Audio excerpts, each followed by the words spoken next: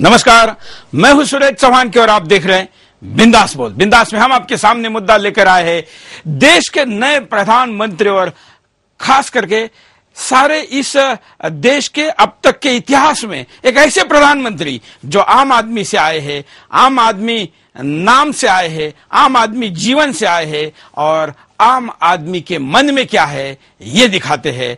ऐसे व्यक्ति का एजेंडा हिंदुस्तान ने सेट करना है। हमारे देश का दुर्भाग्य है कि आजादी के बाद हमारे देश के ऐसे तमाम प्रधानमंत्री बने जिनका एजेंडा अमेरिका तय करने का आरोप लगा, जिनका एजेंडा कारपोरेट घराने तय करने का आरोप लगा और जिन पर यह आरोप लगा भी नहीं, उनका एजेंडा राजनीतिक स्वार्थ, सत्ता दोबारा प्राप्त करना, सत्ता ज्यादा दिन बनाए रखना, ऐसे एजेंडे के तहत उनका एजेंडा बना।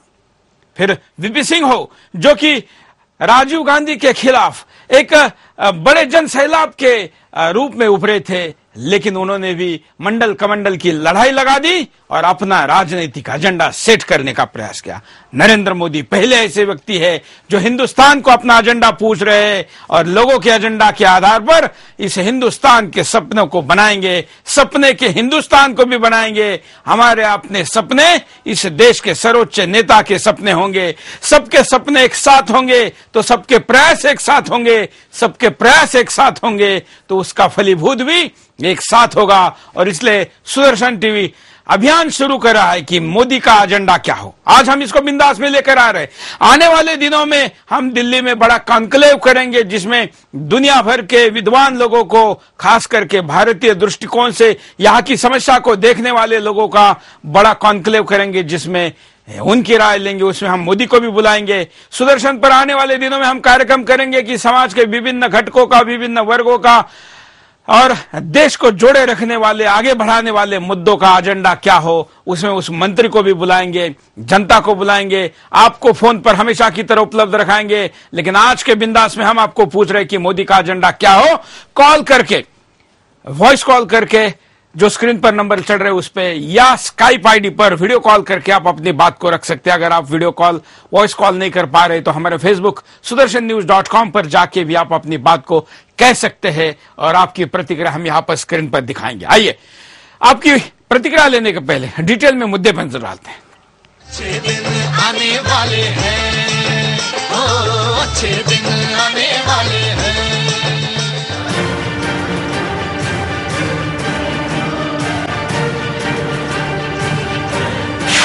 अच्छे दिनों के लिए क्या हो मोदी का एजेंडा, कैसे आएंगे अच्छे दिन। नए प्रधानमंत्री को हिंदुस्तान बताएगा अपना एजेंडा। वोटरों ने 30 सालों बाद फिर इतिहास रचा है।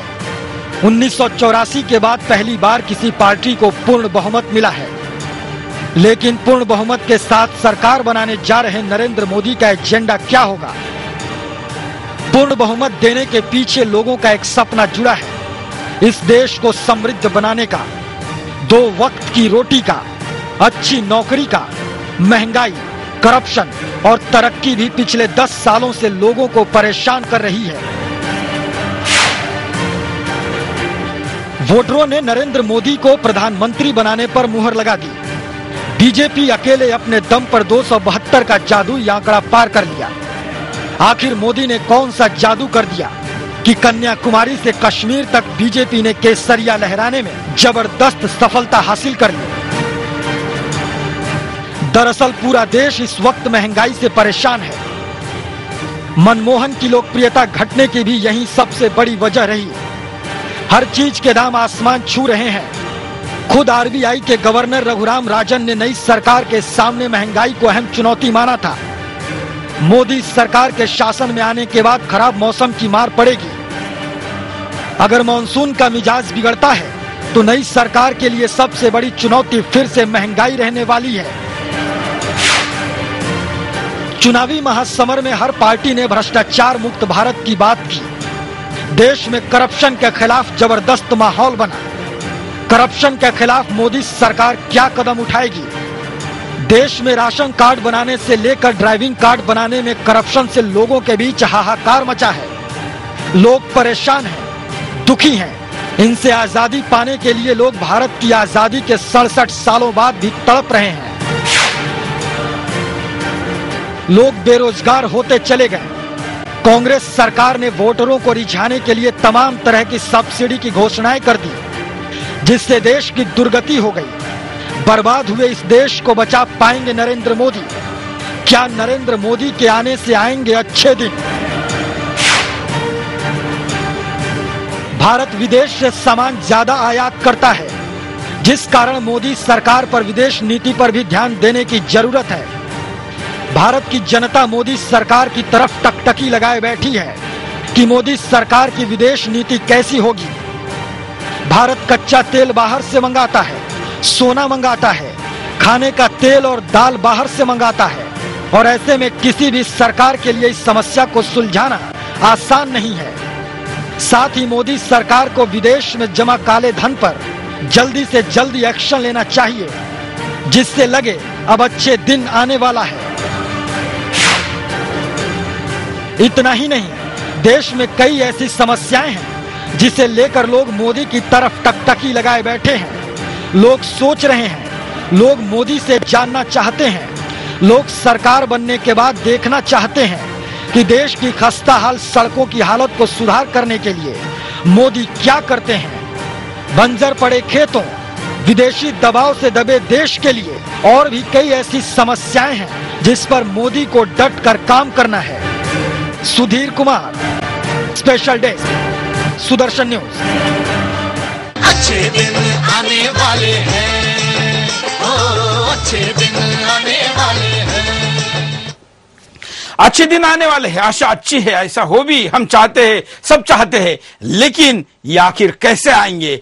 क्या केवल हमने मतदान किया और हमारा काम पूरा हुआ, ऐसी अगर आपकी भावना है तो आप इस युग में नहीं है, गलत विचार है। और इस विचारों का सही जवाब है कि अच्छा दिन लाने के लिए अच्छा वोट किया है तो अब अच्छी मेहनत भी करेंगे। कैसे करेंगे, क्या करेंगे और इसके लिए मोदी क्या करे, यह एजेंडा होगा। आप और हम क्या करें, इस पर भी हम आने वाले बिंदास में चर्चा करेंगे। लेकिन नरेंद्र मोदी का एजेंडा क्या हो, इस देश के सरकार का एजेंडा क्या हो, इसलिए आज का बिंदास है। आप अपनी प्रतिक्रिया देना शुरू करिए। हम चलते हैं पहले कॉलर के पास। जय हिंद, बोलिए, क्या कहना है आपको? सर, मैं सऊदी अरब से अमर सिंह बोल रहा हूँ। बोलिए अमर सिंह जी। हाँ जी, मैं ये कहना चाहता हूँ कि एजेंडा मोदी जी का क्या है, भारत को मजबूत बनाना चाहिए, अब विश्व का गुरु बनाना चाहिए। जो मोदी जी ने जो पहले भाषण में बोल चुके हैं, यही होना चाहिए, देश को मजबूत बनाना चाहिए। जो वर्ल्ड में, पूरे वर्ल्ड में भारत नंबर 1 होना चाहिए 5 साल के अंदर अंदर। धन्यवाद। भारत को मजबूत बनाना चाहिए, मजबूती की कल्पना क्या है यह भी बताइए। अगले कॉलर। जय हिंद। जय हिंद सर। बोलिए सर, मैं हरियाणा से छात्र बोल रहा हूँ। हाँ सर, मेरे अकॉर्डिंग मोदी के 4 मुद्दे होने चाहिए सर। सबसे पहला मुद्दा है गौ माता और संतों का, साध्वी प्रज्ञा जैसी को फालतू में फंसाया हुआ, बापू जी को फंसाया हुआ है। दूसरा मुद्दा सर मेरा ये है, अमेरिका को जो भारत में जो 60 से 80 रुपए में अनाज दिया जाता है, भारत में बिकता है, वही अनाज अमेरिका को एक्सपोर्ट किया जाता है 2 से 3 रुपए में सर। तो मतलब हम जो बनाते हैं वो सर उनको सस्ता मिल जाता है, हमारा पैसा भी इससे गिर रहा है सर। सर, तीसरा मैं मुद्दा उठाऊंगा कि भाई भारत में डिफेंस के लिए वो बनाना चाहिए, एविएशन सेक्टर खोलना चाहिए। 60 साल हो चुके हैं सर हमारी आजादी को, लेकिन अब तक कोई एविएशन बिल्कुल बड़े अच्छे मुद्दा आपने कहा है। लेकिन मैं कॉलर को कहूंगा कि एक ही मुद्दा बताए, नया मुद्दा बनाए, तर्कों के साथ बताए, प्राथमिकता के साथ बताए। अगले कॉलर। जय हिंद। जय हिंद। बोलिए। मेरा नाम बलदेव राज है। हाँ, मैं फरीदाबाद से बोल रहा हूँ। हाँ, तो मेरा जो विचार है, मैं सबसे पहले तो मोदी जी को बधाई देना चाहूंगा, और उसके बाद जो है बाकी महंगाई के ऊपर ये तो एजेंडा होना ही चाहिए कि महंगाई को कंट्रोल किया जाए, भ्रष्टाचार को कंट्रोल किया जाए। और जो मेन है, एक मैं सोचता हूँ कि जो भारत में साधु संतों के ऊपर जो अत्याचार हो रहे हैं, झूठे आरोप लगा के जेलों में बंद कर दिया जाता है, इसके ऊपर भी कोई कानून ऐसा बनाया जाए ताकि संतों को परेशान फजूल न किया जाए। धन्यवाद। अगले कॉलर। मैं फिर कहता हूं कि एक ही बात रखिए, आप अच्छे मुद्दों के साथ, एक कॉलर एक बात, नई बात। अगले कॉलर। जय हिंद। बोलिए। सीते वशिष्ठ राजस्थान से बोल रहा हूँ सर। हाँ, मेरा मानना है कि सांप को मत मारो, सांप की माँ को मारो ताकि सांप पैदा बंद हो जाए। नंबर 1, ओलावृष्टि से राजस्थान, छत्तीसगढ़ व मध्य प्रदेश में काफी नुकसान हुआ है, उस पर ध्यान दे। नंबर 2, गुजरात की तर्ज पर दिल्ली, हरियाणा, पंजाब को नशा मुक्त यानी शराब बंद। नंबर 3, रेलवे में पटरियों को बड़े उद्योगपतियों को दी जाए ताकि यात्रियों को सुविधा मिले। नंबर 4, सबसे बड़ा सुदर्शन के बिंदास बोल के दर्शकों की मांग, बांग्लादेशियों पर नियंत्रण अवश्यम भावी हो, बांग्लादेशी मुक्त भारत, दंगा मुक्त उत्तर प्रदेश, भारत माता के लाल अटल बिहारी वाजपेयी को भारत रत्न तुरंत। चलिए एक बात कहिए, मैं फिर कहता हूं दर्शकों को कि एक मुद्दा रखिए, कई अच्छे मुद्दे हैं, एजेंडा बहुत बड़ा है, लेकिन एक बात, ज्यादा कॉलर को मौका मिले। अगले कॉलर। जय हिंद जी। बोलिए। सुरेश जी नमस्कार, मैं सूरत से बोल रहा हूँ। हाँ, मुझे ऐसा लगता है कि मोदी जी का सबसे पहला एजेंडा ये होना चाहिए कि जीरो टेक्नोलॉजी की जितनी चीजें हैं जो हम इंपोर्ट कर रहे हैं उसको पहले बैन करें और हमारे यहाँ ये सारी चीजें बनाई जाए। बिल्कुल, धन्यवाद, बड़ी अच्छी बात कही है। जीरो टेक्नोलॉजी की चीजें, इनका कहने का मतलब है कि हम कंप्यूटर की चिप्स जो है वो तो इंपोर्ट करें, टेक्नोलॉजी है, लेकिन पोटैटो चिप्स हमको इंपोर्ट करने की जरूरत नहीं, या उन कंपनियों को इस देश में अपना निवेश खास करके मुनाफा कमाने के लिए बुलाने की जरूरत नहीं जिनके पास जीरो टेक्नोलॉजी है। ऐसे तमाम उदाहरण है, लेकिन आसानी से समझने के लिए कि हमको कंप्यूटर की चिप तो विदेश से मंगाई हुई चलेगी, लेकिन हमें पोटैटो चिप्स विदेश से नहीं चाहिए, ना भारत में बनाने वाली विदेशी कंपनी चाहिए। अगले कॉलर। जय हिंद। हाँ जय हिंद सर। बोलिए। चलिए कॉलर कट गए, अगले कॉलर। जय हिंद।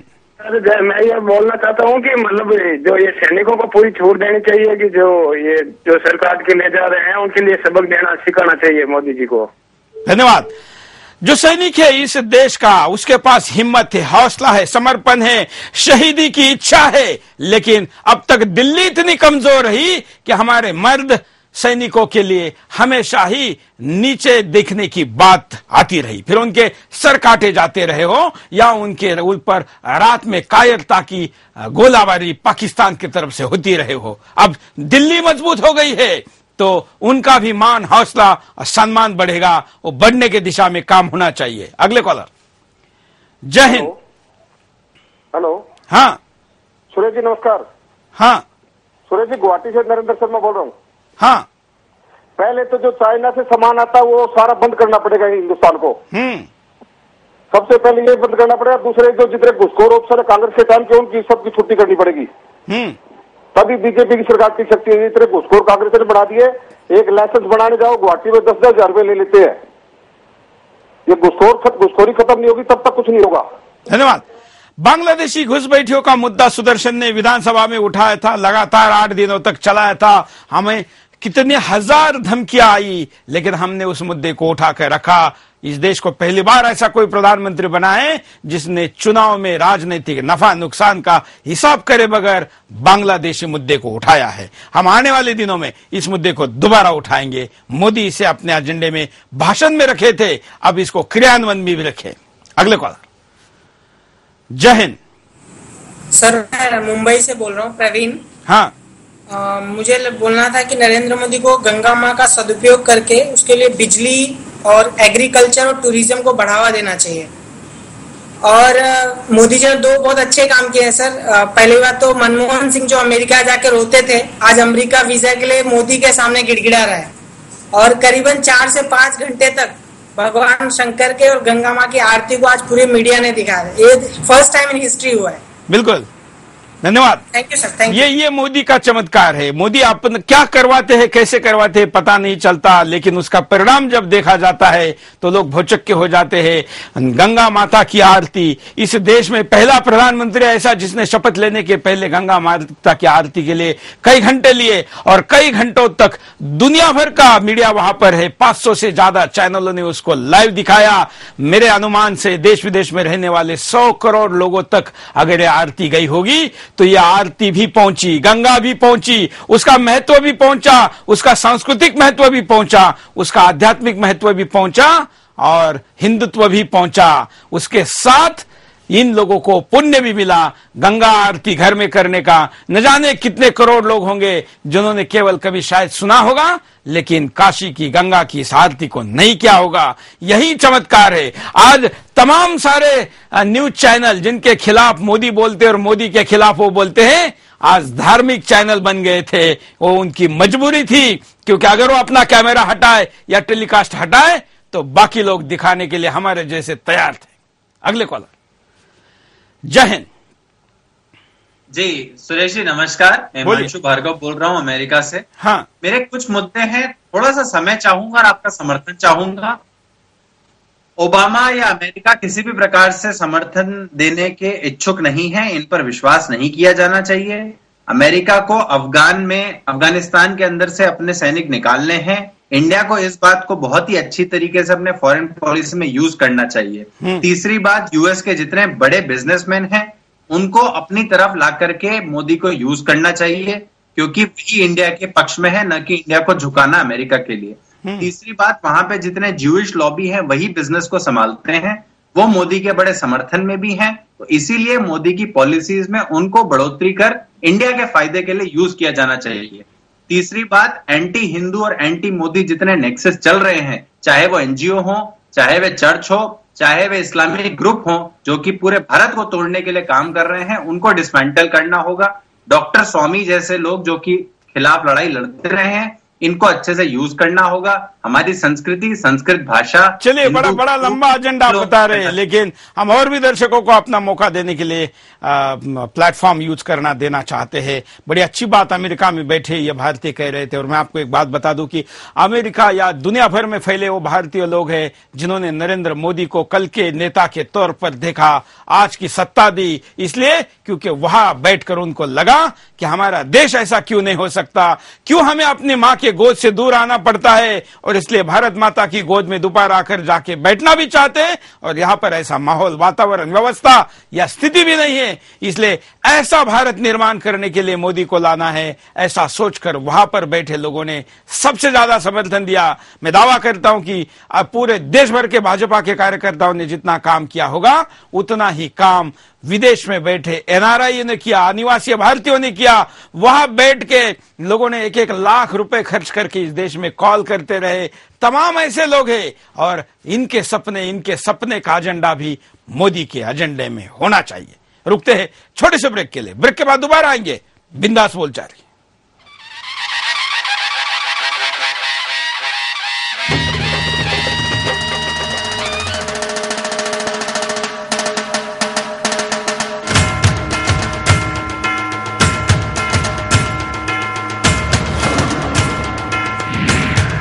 ब्रेक के बाद आपका एक बार फिर से स्वागत है। आप देख रहे हैं बिंदास बोल, और बिंदास में हम आपके सामने मुद्दा लेकर आए हैं, मोदी का एजेंडा क्या हो, हिंदुस्तान का एजेंडा क्या हो, आपका हमारा एजेंडा क्या हो, हम सबका मिलकर एक एजेंडा क्या हो। इसलिए एक मुद्दा आपने बताना है, ऐसे सारे मुद्दे मिलकर हम एजेंडा मोदी को सौंपेंगे, कहेंगे कि हिंदुस्तान ने कॉल करके 1 घंटा अपनी बात को रख के कहा है, आप इस पर कार्रवाई करिए।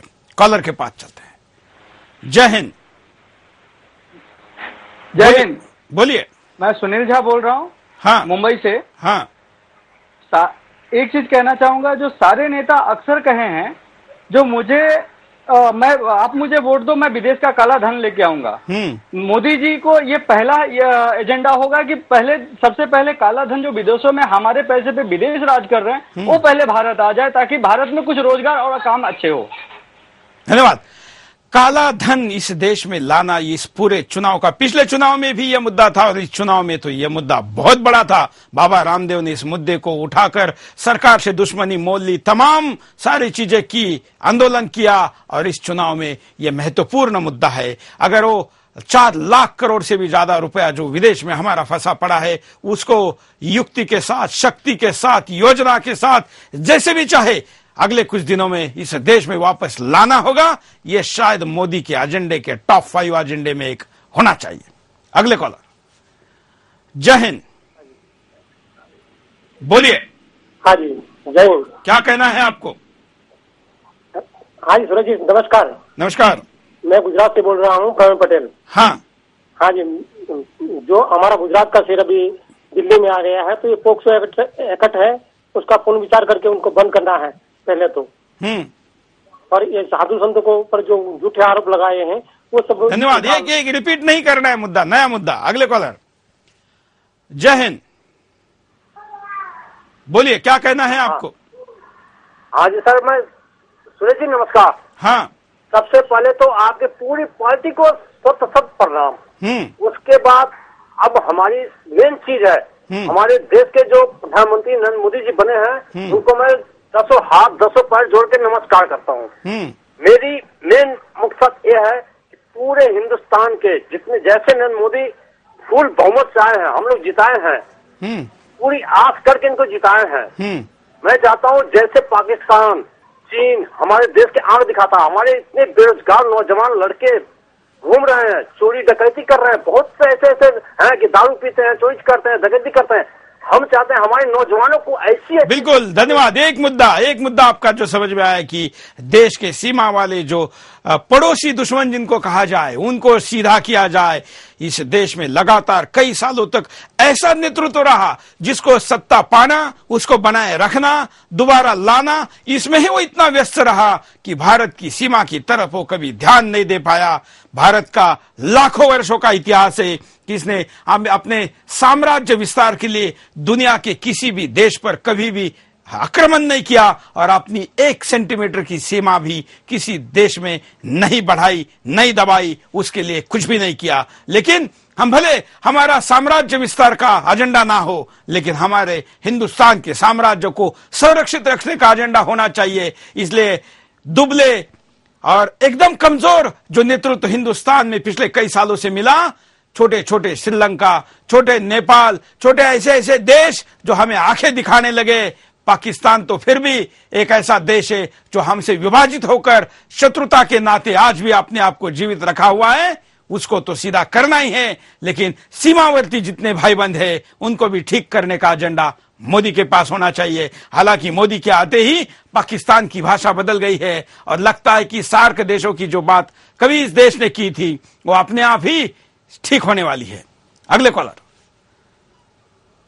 जय हिंद, बोलिए। सर जी नमस्कार। नमस्कार, मैं राम बोल रहा हूँ जी गुड़गांव से। मेरे थोड़ा से शब्दों को ध्यान से सुने, आपके एजेंडे पे ही जुड़ा हुआ है। सबसे पहले मैं आपके चैनल के माध्यम से मोदी जी को शुभकामनाएं, और खबरें अभी तक के चैनल के माध्यम से परमात्मा से प्रार्थना की थी कि कम से कम बीजेपी की 300 सीटें आए, ताकि ये छोटी छोटी पार्टियां तंग ना करें अटल बिहारी वाजपेयी की सरकार में। आपका मुद्दा क्या है? मैं दर्शकों को प्रार्थना करता हूं कि मुद्दा बताइए। एजेंडे में एक मुद्दा महंगाई का जो ऊपर बता रहा हूँ मुद्दा, जो महंगाई का। धन्यवाद। इस देश में महंगाई की स्थिति हम सब देख चुके हैं।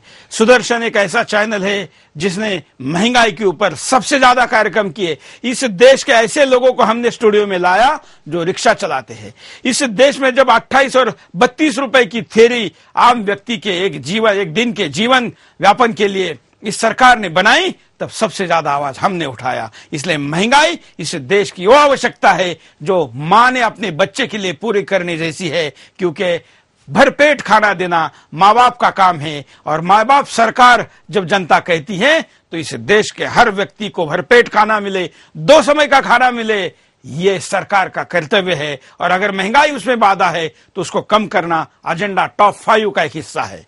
अगले कॉलर। जय हिंद। हाँ जय हिंद सुरेश जी नमस्कार। बोलिए। हाँ सुरेश जी, बात यह है कि चाइना जो है ना, चाइना की आइटम जो है ना 2 लाख रुपए तक की जो है मतलब इम्पोर्ट नहीं होनी चाहिए। उसके बाद अगर इम्पोर्ट हो तो कोई दिक्कत नहीं है, जो महंगी है। धन्यवाद। बाइकॉट चाइना के ऊपर हमने भी कार्यक्रम किया था और मुझे लगता है कि शायद ही अब तक के किसी कॉलर ने ऐसा कोई कॉल नहीं किया जिसके ऊपर कभी हमने बिंदास नहीं किया हो, क्योंकि हिंदुस्तान का एजेंडा क्या हो यह हम बिंदास में हमेशा उठाते आए हैं। चाइना की बात कर लेते हैं। चाइना एक ऐसा पड़ोसी है, एक ऐसा दुश्मन है, ऐसा अहित चिंतक है जो यहां पर मुनाफा कमा के इसी मुनाफे को पाकिस्तान और इस देश के अन्य शत्रुओं के द्वारा, आतंकवादियों के द्वारा, यहां पर नक्सलवादियों, माओवादियों के द्वारा इसी देश के खिलाफ षड्यंत्र करवाता है। इसलिए चाइना की 2 लाख तो छोड़िए, 2 पैसे की चीज, 1 पैसे की भी चीज हमने नहीं लेनी चाहिए। ऐसा एजेंडा हमको बनाना पड़ेगा। यह एजेंडा बनाने में शायद नरेंद्र मोदी तुरंत कुछ नहीं कर पाएंगे, क्योंकि अंतर्राष्ट्रीय दबाव और अंतर्राष्ट्रीय राजनीति में वो इतना कदम उठाने के लिए शायद समय भी लेंगे, लेकिन ये आपके हमारे हाथ का हिस्सा है, विषय है। हम इसको आज से लागू करें, ये हमारा एजेंडा होगा। अगले कॉलर। जय हिंद, बोलिए। सबसे पहले तो मणिनगर से कल्पेश सोनी का पूरे देश की जनता को मुबारकबाद। और मैं अपना एक मुद्दा जो है मोदी जी के नए उसमें शामिल कराना चाहूंगा और ये कहना चाहता हूं कि जो रिजर्वेशन जो होता है जाति के आधार पे होता है, वो जाति के आधार पे ना होके जो फैमिली की आय है, आर्थिक स्थिति पर होना चाहिए। धन्यवाद। हाँ, गुजरात से मणिनगर से शायद ये बोल रहे थे, मणिनगर और विधानसभा कॉन्स्टिट्यूंसी आ गए थे जहां से बोल रहे, जहां से नरेंद्र मोदी मुख्यमंत्री के लिए एमएलए बनते थे, विधायक बनते थे। मैं आपको बता दूं कि आय के आधार पर रिजर्वेशन हो ऐसी इनकी मांग है, जाति धर्म के आधार पर नहीं होनी चाहिए, क्योंकि अब कोई ऐसी जाति नहीं बची है जिसमें श्रीमंत या गरीब अमीर का फर्क करने वाले दोनों प्रकार के लोग न हो। कई ऐसी जातियां हैं जिनमें अमीर भी हैं और कई ऐसी उच्च जातियां हैं जिनमें गरीब भी है। इसलिए जाति के आधार पर होने के बजाय रिजर्वेशन होना चाहिए। क्यों? क्योंकि वो आप हमारे ही जो नीचे ऊपर आने के लिए, नीचे जो लोग हैं उनको ऊपर आने के लिए इसकी आवश्यकता है, लेकिन वो उसकी आवश्यकता पूरा करने का मापदंड जाति धर्म ना होकर उसका आधार आर्थिक आय होनी चाहिए। हम जरा कारणों पे नजर डालते हैं कि क्या हो मोदी का एजेंडा, ये हम आपको क्यों पूछ रहे हैं। नए दौर में प्रवेश। हिंदुस्तान मोदी के नेतृत्व में एक नए दौर में प्रवेश कर रहा है। पूरी दुनिया की नजर मोदी पर है कि भारत की सत्ता किस तरह से संभालेंगे।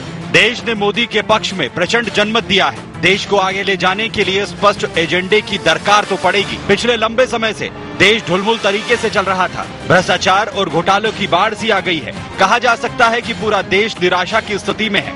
मोदी के आगमन से एक नई स्थिति पैदा हुई है। व्यक्तिगत हितों से ऊपर लोग देश के बारे में सोच रहे हैं। ऐसे में हर किसी के दिमाग में हिंदुस्तान को आगे ले जाने का जज्बा पैदा हो गया है। महत्वाकांक्षी युवाओं की फौज। हिंदुस्तान की नई पीढ़ी कुछ नया करने को कसमसा रही है। तकनीकी क्रांति के हर हुनर से लैस युवाओं की नई पीढ़ी मोदी के साथ मिलकर नया इतिहास लिखने की तैयारी में है। इन युवाओं को उड़ने के लिए नया चाहिए। मोदी शुरू से ही इन युवाओं को अपने एजेंडे में लेकर चल रहे हैं। युवाओं से रास्ता बनाने के लिए मोदी स्तर पर पहल की है। इनकी सभाओं में युवाओं की भीड़ भी खूब जुटे। सोशल मीडिया में भी मोदी युवाओं की पहली पसंद रहे हैं। देश का युवा वर्ग बहुत उम्मीदें लगाए हैं और मोदी भी इन महत्वाकांक्षी युवाओं को उड़ान देने के लिए कमर कसे हुए हैं। देश के युवा मोदी के एजेंडे में सबसे ऊपर है। बदलाव की लहर। लोग कांग्रेस के भ्रष्टाचार और घोटालों से बुरी तरह से ऊब चुके थे। कांग्रेस की कथनी और करनी लोगों को रास नहीं आ रही थी। लोगों को यकीन हो गया था कि अब मोदी ही देश में भ्रष्टाचार और घोटालों का अंतर करेंगे। लोगों का एजेंडा इस मामले पर पूरी तरह से स्पष्ट था। कांग्रेस को उखाड़ो और मोदी को। खुद मोदी भी अपनी ओर से लोगों के दिलो दिमाग में राष्ट्रवाद की आंधी चलाते रहे। बदलाव की इस लहर में उन्हें कर दिया जिनका संबंध सीधे राष्ट्रहित से था। बदलाव की इस लहर को जारी रखने के लिए अब उन एजेंडों को सूचीबद्ध करके उन्हें आगे बढ़ाने की कसमसाहट सभा। यह कारण है हम अभी कॉलर के पास चलते हैं। जय हिंद, बोलिए क्या कहना है आपको। नमस्कार भैया, मैं दीनदयाल कौड़ा बोल रहा हूँ यूएसए से। पहले तो आपके चैनल को और आपको और भारत के सभी देशवासियों को बहुत बहुत बधाई कि ये काल युग जो है, राहु काल युग जो खत्म हुआ और अच्छा युग आ गया। और नंबर 2, जो हमारे मोदी साहब को जो करना चाहिए, हमारे देश की प्रतिष्ठा को इतना बड़ा कर देना चाहिए कि लोग भारत को भारतवासी होने पर लोग गर्व करें। और ये नहीं हो कि वहां वीजा लेने के लिए आए, वो वहां से जो आए, बाहर से लोग आए, वो वीजा लेके आए और देश के हमारे रुपए का मूल्य इतना हो जाए कि हम एक बराबर हो जाएं और काला धन वापस आ जाए। धन्यवाद राम। वाह, धन्यवाद। ये भी अमेरिका में बैठे भारतीय है जो हमेशा बिंदास में भी सहभागी होते हैं और देश से जुड़े मुद्दों पर अपनी बात को कहते हैं। इन्होंने जो बात कही कि हिंदुस्तान के प्रतिष्ठा की, 10 साल पहले जब हम भारत में विदेश में प्रवास करते थे तो उभरते हुए भारत का चित्र लोगों के सामने होता था। भारत कहने के बाद आपकी कॉलर टाइट होती थी, आपके तरफ सम्मान के साथ देखा जाता था। लेकिन ब्रांड भारत का, ब्रांड इंडिया का जो सबसे बड़ा नुकसान हुआ वो कॉमनवेल्थ गेम ने किया। भ्रष्टाचार ने किया, यहाँ की अव्यवस्था ने किया, यहाँ पर आने वाले विदेशी पर्यटकों के साथ होने वाले दुर्व्यवहार ने किया, और उसके कारण विदेश में भारत की साख घटी, प्रतिष्ठा घटी, वैसे रुपयों का मूल्य घटा, यहाँ के भारतीय मानुष की, इंसान की इज्जत घटी। वो इज्जत वापस लाने की जरूरत है। रुपये की इज्जत वापस लाने की शुरुआत तो हो गई है, क्योंकि कभी 68 रुपए तक पहुंचा रुपया, अब 58 रुपए तक मोदी के आने से वैसे भी आने लगा है। और इज्जत भी कुछ बड़ी है, क्योंकि जिस मोदी को वीजा नहीं देंगे कहने वाले छोटे छोटे अमेरिकन अधिकारी तो छोड़िए, खुद ओबामा को भी 2 घंटे वेट करना पड़ा। मोदी को कॉल पर ढूंढकर फिर बात हो गई, तब मोदी को उन्होंने इनवाइट किया अमेरिका आने के लिए। या अमेरिका की भली शातिरता हो, व्यावसायिक मजबूरी हो, लेकिन प्रतिष्ठा बढ़ने की शुरुआत हुई है। ये यही तक नहीं रहनी चाहिए। हर भारतीय का सीना चौड़ा हो, ऐसा होना चाहिए मोदी का सम्मान का, हिंदुस्तान के नाम के सम्मान का एजेंडा। अगले कॉलर। जय हिंद। जय हिंद। जय हिंद। बोलिए। हाँ सुरेश जी, ये मोदी जी ने अपने भाषण में एक बहुत ही अच्छी बात कही, सभी दलों को साथ में लेकर के चलने के लिए। और इससे भी ज्यादा जो महत्वपूर्ण बात है कि पार्टी के अपने अंदरूनी संगठन और अंदरूनी तालमेल को बनाए रखना, ये उनके लिए एक बहुत ही इंपॉर्टेंट और बहुत ही महत्वपूर्ण होगा। बिल्कुल, धन्यवाद। इनका जो एक मुद्दा समझ में आया कि सबको साथ लेकर चलने की, राजनीतिक दलों को साथ लेकर चलने की बात हो। इस देश के प्रधानमंत्री अब तक जो भी बने वो अपने दल के पहले रहे, पहले तो अपने लिए रहे, फिर अपने दल के लिए रहे, और उसके बाद अगर टाइम मिला तो देश के लिए रहे, बाकी दलों के लिए रहे। पहली बार किसी ने ऐसा सार्वजनिक तौर पर कहा है कि वोट देने वाला, वोट ना देने वाला और वोट विरोध में देने वाला भी इस सरकार का, उसी की भी ये सरकार होगी। तो राजनीतिक दल अगर सब मिलकर इस देश के लिए सोचेंगे, राजनीतिक नफा नुकसान को देखकर विरोध नहीं करेंगे, तो काम भी होगा। और ये भी चैलेंज मोदी के लिए एजेंडे में लेना जरूरी है। अगले कॉलर। जय हिंद। बोलिए। जय हिंद सर। हाँ, हेलो, बोलते रहिए। जय हिंद सर, मेरा नाम माजिद है, मैं सूरत से बोल रहा हूँ। हाँ। 2 मुद्दे ऐसे हैं जो बहुत सारे सिस्टम को हमारे लाइन अप कर सकते हैं, जैसे विकास और बेरोजगारी। बेरोजगारी और विकास से बहुत सारे चीजें लाइन अप हो सकती है। धन्यवाद।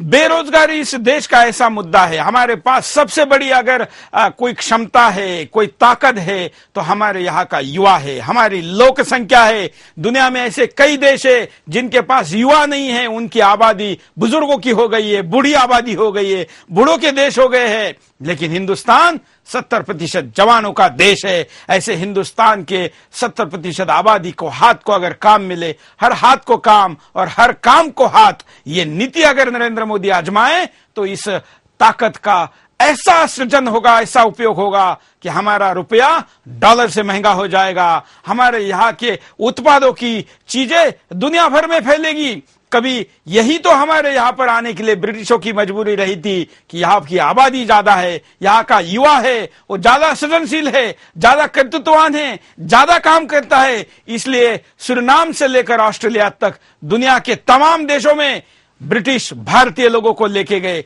वहां पर उनसे खेती करवाई, उनसे अच्छे काम करवाए। इसलिए आज दुनिया के हर देश में भारतीय कहीं ना कहीं बैठा है। और इसलिए इस देश के बेरोजगार व्यक्ति को, युवा को रोजगार देने की आवश्यकता है। खाली दिमाग शैतान का घर होता है, वो अपने आप बिजी हो जाएगा, आमदनी करेगा, उसका परिवार बैठेगा और उसके साथ उसका दिमाग भी शांत रहेगा। अगले कॉलर। जय हिंद। भारत माता के जय हो। बोलिए। अब साउथ अमेरिका से बोलते हैं, सुरीनाम देश से। वाह, मैंने अभी सुरीनाम का नाम लिया।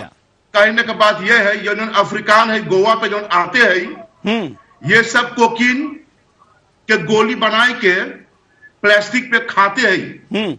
ये सब गोवा पे लाई के इंडिया पे, भारत पे टॉयलेट करते हैं। उस सबके स्कैन करो पेट पे, उसका कोकीन रहते हैं। एयरपोर्ट पे स्कैन बनाओ, बॉडी स्कैन। हाँ, ये सब दूसरा हमला करते हैं। ये सब ये मुसलमान के, ये सब वो है, चाल है। आप सुरीनाम में कब से है? 300 साल हो गया भाई। आप लोगों मेरा भाई रहेगा, ये अंग्रेज के जमाना पे। वही मैंने, आप देखिए योगायोग, मैंने आपके कॉल के पहले ही कहा था, सुरीनाम का उल्लेख किया था और आप सुरीनाम से जुड़ गए। आई हमार आत्मा तो भारत है, मेरा शरीर में इस पे हॉलैंड पे रहते हैं। हाँ। मेरा पैदाइश सुरनाम पे हुआ है, वहां पे बहुत से बहुत इंडियन है, सुरनामी है, जो भारत के नाम लेकर चलते और जीते हैं। वाह, धन्यवाद। ये एक ऐसा काम मोदी को करना है, भारतीयता विदेश में फैलानी है। भारतीयता भी एक प्रोडक्ट है, यह हमारी जरूरत नहीं, ये दुनिया के मनुष्य जाति की जरूरत है। भारतीय जीवन शैली, भारतीय लाइफस्टाइल, ये जीवन को सुखकर करने का मार्ग है, और अगर इसका एक्सपोर्ट होता है तो दुनिया इसका स्वागत करेगी। इसके पीछे ना कोई धार्मिक आतंकवाद फैलाने की नीति रहेगी, क्योंकि ये तो शांति का संदेश देती है। देखिए, ये कॉलर कह रहा है कि 300 साल पहले इनके पूर्वज सूरीनाम गए हैं। मैं पिछले दिनों लंदन गया था, वहां पर मुझे एक भाई मिले, वो मुझे मिलकर उन्होंने ऐसे गले लगा लिया। मैंने कहा कि कहीं हम मिले हैं क्या कभी? बोले जब कोई भारत से आता है तो लगता है कि मेरा कोई पुरखा आया है, हमारे परिवार 500 साल पहले यहां पर आए हैं, और कोई भारत से जब आता है तो हमें इतनी खुशी होती है, क्योंकि ब्रिटिशर यहां आने के पहले भी जो विदेशी यहां आते थे वो यहां के लोगों को बाहर लेके जाते थे। हमारा कल्चर उन्होंने फैलाया है, बढ़ाया है, ये जीवन शैली हमको विदेश को देनी है। तो हमारे जो एम्बेसीज है अलग अलग देशों में, उनका काम ना केवल भारतीय प्रोडक्ट को बेचना, बल्कि यहाँ की जीवन शैली को विदेश में समझाना, देना, प्रस्तुत करना और फैलाना भी होना चाहिए। इससे भी भारत बढ़ेगा और दुनिया में खुशहाली बढ़ेगी। आइए रुकते एक छोटे से ब्रेक के लिए, ब्रेक के बाद दोबारा आएंगे बिंदासपुर चैनल।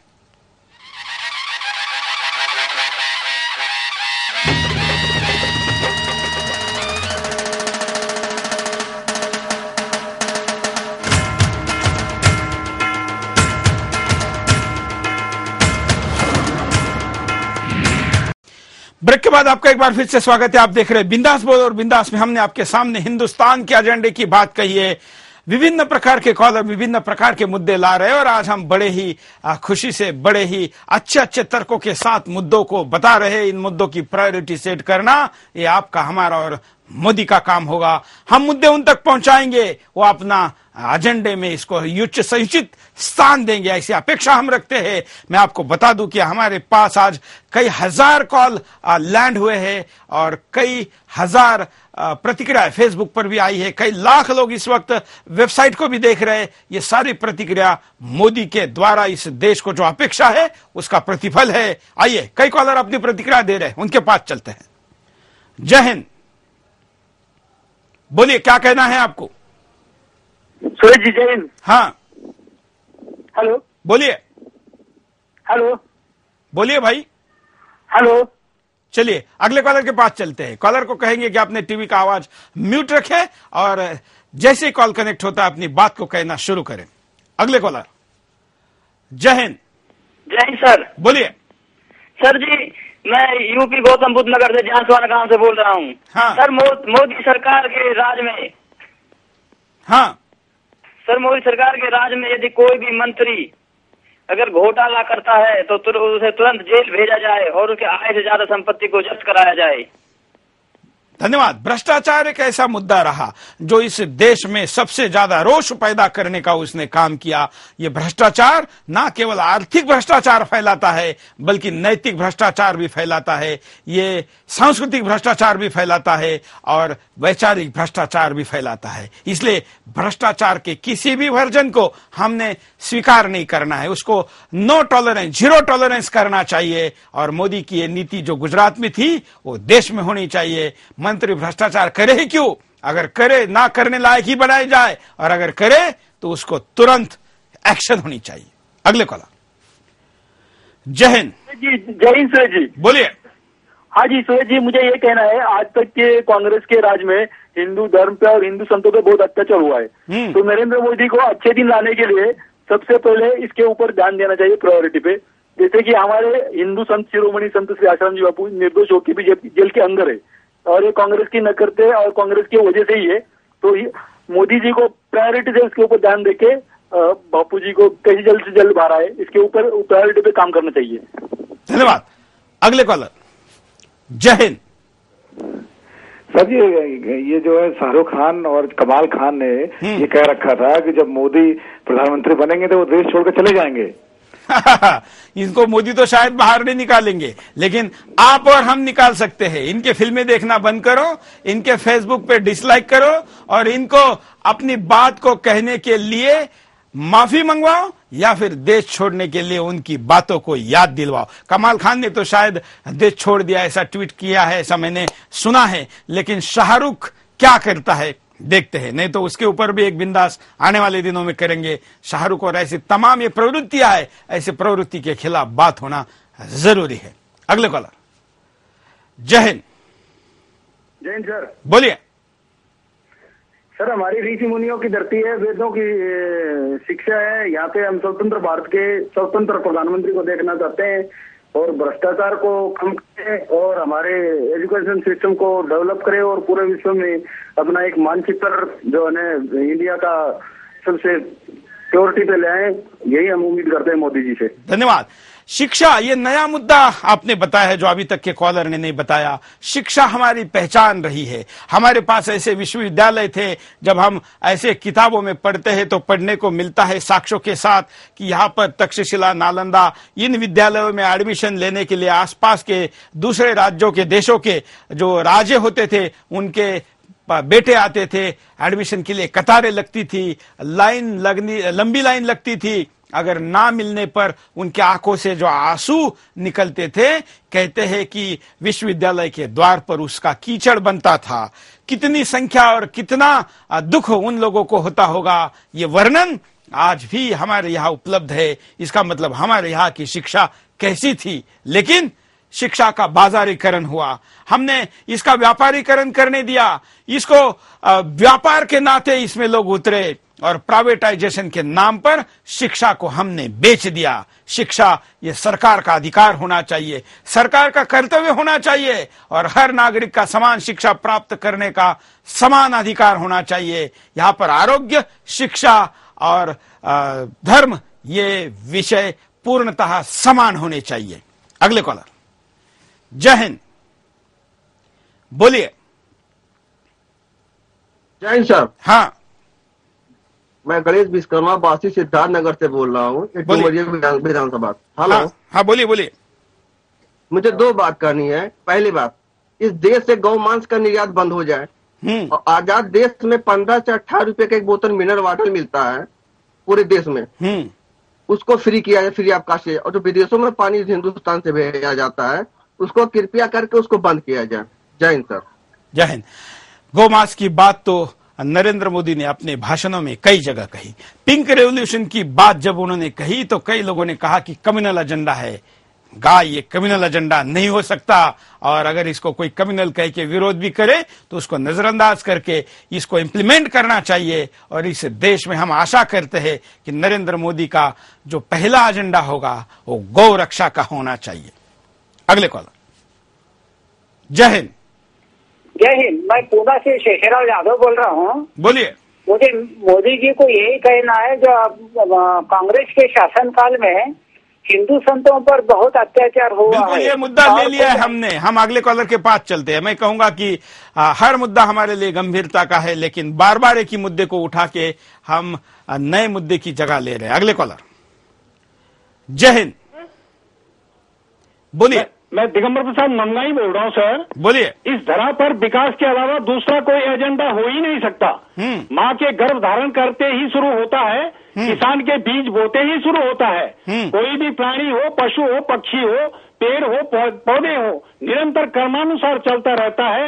यही जीवन है, यही दर्शन है, यही भारत है, भारतीय है। आजादी से पहले गुलामी थी, लेकिन आजादी के बाद नेता, मार्गदर्शक, आजादी दिलाने के नाम कोई किसान, तो कोई गरीब हटाने के नाम कोई उद्योगों पर ताले जड़ के आया, तो कोई बिजली के खंभों पर चढ़ के आया। हजारों वर्षों के बाद कोई एक कुछ करके आया है जिससे जनता ने विकास के लिए प्रचंड बहुमत दिया है। उसे मोदी मॉडल कहो, गुजरात मॉडल कहो या फिर भागीरथ मॉडल कहो, उसे पीछे चले धुंधकारी मॉडल, जिसे परिवारवाद कहो, जातिवाद कहो, उसे ठिकाने लगाकर सिर्फ विकास, सर्वांगीण विकास की ओर देश को बढ़ाना होगा। गुजरात की ही तरह भागीरथ मॉडल पर चलाना होगा। नमस्कार, धन्यवाद। वाह, बड़ी अच्छे शब्दों के साथ यह हमारे एक बड़े प्रबुद्ध कॉलर है और अपनी बात को बड़े ही तरीके से कहते हैं। अगले कॉलर। जय हिंद जी, नमस्ते। मैं मणिनगर अहमदाबाद से डॉक्टर सृष्टि सोनी बोल रही हूँ। बोलिए बोलिए। जी, मुझे ये कहना था, जैसे हमारे बॉलीवुड के महान अभिनेता शाहरुख खान जी, उन्होंने ये स्टेटमेंट पास किया था कि नरेंद्र मोदी जब पीएम बन जाएंगे मैं देश छोड़ दूंगा। तो ये आगे अब उनको क्या करना चाहिए? उनको देश छोड़ना चाहिए? क्या करें अब? बिल्कुल छोड़ना चाहिए। अगर पुरुषार्थ है और आपने मैं अभी ऐसे शब्द यूज नहीं करना चाहिए, लेकिन वही अगर कहते हैं कि अपने आप को असली खान कहते हैं तो देश जरूर छोड़ दे, क्योंकि उन्होंने इस देश में आईपीएल में पाकिस्तानी खिलाड़ी को लेने की वकालत की है, खास करके तब जब इस देश में 9/11 के या मुंबई के हमले के बाद देश में पाकिस्तान के प्रति रोष था। इस व्यक्ति ने पाकिस्तान में हुए बाढ़ प्रभावित लोगों के लिए तो विदेश में कंसर्न किए, बड़े बड़े इवेंट किए, पैसे इकट्ठा किए, लेकिन भारत के बड़े बड़े आपदा में कोई मदद करने का इतिहास हम तक तो नहीं पहुंचा है। और खास करके बड़ी बात तब रही जब अमरनाथ के लिए तो हमने खुद अप्रोच किया था, लेकिन कुछ भी शाहरुख ने नहीं किया। शाहरुख अकेला नहीं, ऐसे तमाम बड़ी जमात को हम बिंदास में उठाएंगे। दोबारा उस कार्यक्रम को देखिए और अपनी प्रतिक्रिया दीजिए। अगले कॉलर। जय हिंद। बोलो। बोलिए। हाँ, विद्याराम परमार धौलपुर से बोल रहा था। हाँ मैं ये कहना चाह रहा था, ये साधु संतों पे जो चैनल गलत झूठे आरोप लगा के उनको बदनाम करना चाहते हैं, ऐसे चैनलों को हमेशा हमेशा के लिए बंद करने देना चाहिए, जिसमें सबसे ज्यादा आज तक। चलिए कोई बात नहीं, नाम लेने की जरूरत नहीं, सब देखते हैं और सबका इतिहास सबको पता है। अगले कॉलर। जय हिंद। बोलिए। नमस्कार, मैं थाईलैंड से बोल रहा हूँ, संतोष। मेरा कहना है कि मोदी जी के एजेंडा में ये भी शामिल हो। हाँ हाँ। कि देश के जितने भी सांसद पहुंच रहे हैं वहाँ पे, सांसद भवन में जितने भी देश के सांसद पहुंच रहे हैं, हाँ, उनके ऊपर एक ऐसा विशेष गाइडलाइन बनाई जाए कि वो अपने क्षेत्र में काम करते रहें। वाह, धन्यवाद। अच्छा मुद्दा इन्होंने बताया। जैसे सांसद के लिए जैसे बच्चे के लिए स्कूल में जाना जरूरी है और होमवर्क करना भी जरूरी है और परीक्षा में पास होना भी जरूरी है, वैसे सांसद के लिए भी हाउस का अटेंडेंट भी नियमों के तहत करना चाहिए और वैसे ही उतने अपने कॉन्स्टिट्यूंसी में कितना टाइम दिया ये भी देखना जरूरी है। बहुत से तो ऐसे लोग हैं जो एक बार चुनकर आते हैं, दोबारा इसलिए भी नहीं जाते कि उनको पता है कि अगली बार किसी और कॉन्स्टिट्यूंसी से आएंगे, वहां जाना ही नहीं है, तो क्यों समय खराब करे। या कुछ लोग अपनी बपोती मान लेते हैं परिवार की, इसलिए वहां जाते नहीं। इसका भी नियम बने। बड़ी अच्छी सूचना इस कॉलर ने दी है। अगले कॉलर। जय हिंद। सर, मैं चाहूंगा नरेंद्र मोदी जी देश हित के लिए पॉपुलेशन कंट्रोल का मुद्दा भी जरूर उठाएं। हम दो हमारे दो, या हम दो हमारे चार, जैसे इनको सही लगता हो। पॉपुलेशन कंट्रोल का मुद्दा जरूर उठाएं। हर मजहब, कोई भी मजहब हो, वो उतने ही बच्चे करवाए। उससे बेरोजगारी की समस्या हल होएगी, गरीबी हल होएगी। तो एक प्रिवेंशन है बेरोजगारी से। बिल्कुल अच्छा मुद्दा आपने उठाया है, लेकिन ये केवल हिंदुओं को लागू हो और मुसलमानों को लागू हो ना हो, ऐसा नहीं होना चाहिए। ये सबके लिए एक समान होना चाहिए। पाकिस्तान या तमाम इस्लामिक ऐसे देश है जहां पर फैमिली प्लानिंग की सख्ती की जाती है, लेकिन हमारे यहां पर धर्म के नाम पर आजादी दी जाती है। इसलिए ये सबके लिए एक समान होना चाहिए। अन्यथा हिंदू नहीं करेंगे और पाकिस्तान मुस्लिम करते रहेंगे तो आबादी का जो समतोल है वो बिगड़ जाएगा। इसलिए ये सबके लिए समान होना चाहिए। आज हमने तमाम प्रकार के मुद्दे लिए। कॉलर ने भले ही 2-3 मुद्दे बनाए, लेकिन हमने उसमें से हर नया मुद्दा उठाकर आपके सामने बात की। मुझे तो लगता है कि शायद हम रात भर भी बिंदास करेंगे तो मुद्दे नहीं छूटेंगे। क्यों? क्योंकि लोगों ने सचिन तेंदुलकर की तरह मोदी से भी वही अपेक्षा रखी है कि वो पहले बॉल पर स्ट्राइक रेट में आए, कभी स्ट्राइक भी ना बदले, आउट भी ना हो और हर बॉल पर छक्का मारे, सेंचुरी करे और टीम को विजय दिलाए। आखिर लोगों ने भी सचिन की भांति मोदी को विक्ट्री के साथ भेजा है, 3 शतक के साथ भेजा है, 3 सेंचुरी के साथ भेजा है, तो अपेक्षा भी स्वाभाविक है। व्यवहारिक धरातल पर अपने कंट्रीब्यूशन के साथ हम मोदी के अर्थात हिंदुस्तान के एजेंडे को बनाते रहेंगे, हिंदुस्तान को बनाते रहेंगे, विचारों को बनाते रहेंगे और देश को आगे लेकर जाएंगे। भले ही आज का कार्यक्रम यहां पर खत्म होता हो, एजेंडा हमारा जारी रहेगा। आज के लिए इतना ही। जय हिंद।